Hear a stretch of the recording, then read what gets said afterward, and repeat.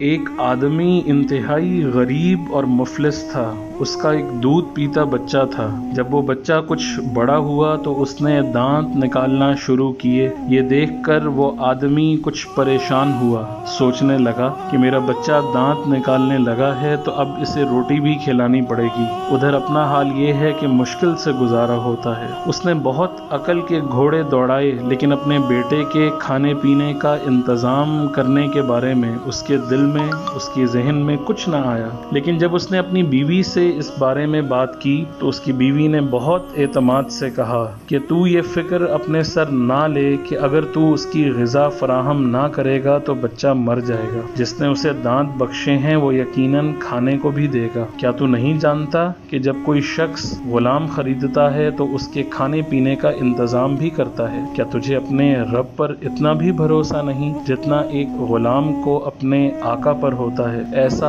آقا جو خود خدا کے آگے مجبور ہے؟ عورت نے اپنے خاوند سے مزید کہا کہ اے میرے خاوند، اصل مسئلہ تو دل کا حرص و ہوس سے پاک ہونا ہے۔ جب انسان کے دل کو پاکی نصیب ہو جاتی ہے تو اس کے نزدیک مٹی اور سونا برابر ہو جاتے ہیں، اور جب دل ہی پاک نہ ہو تو بڑے سے بڑا شہنشاہ بن کر بھی انسان مزید ملک حاصل کرنے کی تمنا کرتا ہے۔ اس پوری کہانی میں ایک ایسی عمدہ بات ہے کہ اگر اسے پوری طرح ذہن نشین کر لیا جائے تو تمام پریشانیوں کا، تمام تفکرات کا خاتمہ ہو جائے گا، اور بغیر کسی کوشش کے دل میں پیدا ہونے والے ہزار فتنوں کا سدباب ہو جائے گا۔ جو بات قریب قریب ہر شخص کو پریشان رکھتی ہے اور بے ایمانی پر آمادہ کرتی ہے، وہ رزق کی فکر ہے، اولاد کے مستقبل کی فکر ہے کہ میرا بچہ میرے بعد کیا کرے گا، اس کا گزارا کس طرح ہوگا، کہاں سے کھائے گا، کہاں سے پیے گا، میرے خرچے کہاں سے پورے ہوں گے، میں اپنے بچوں کے لیے اتنا تو چھوڑ جاؤں کہ وہ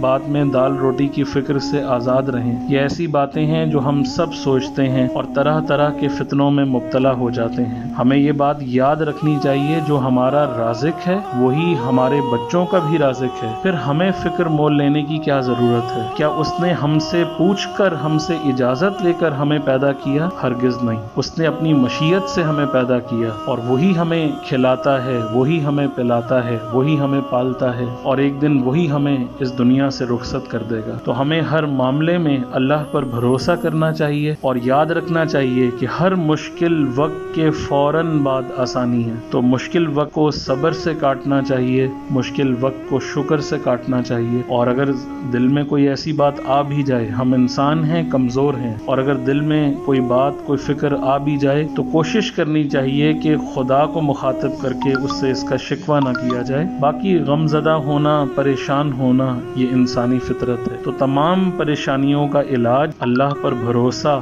اور اللہ سے دعا ہے۔ اس بات کو جس نے پلو سے باندھ لیا، اس کی پوری زندگی آسان ہو گئی۔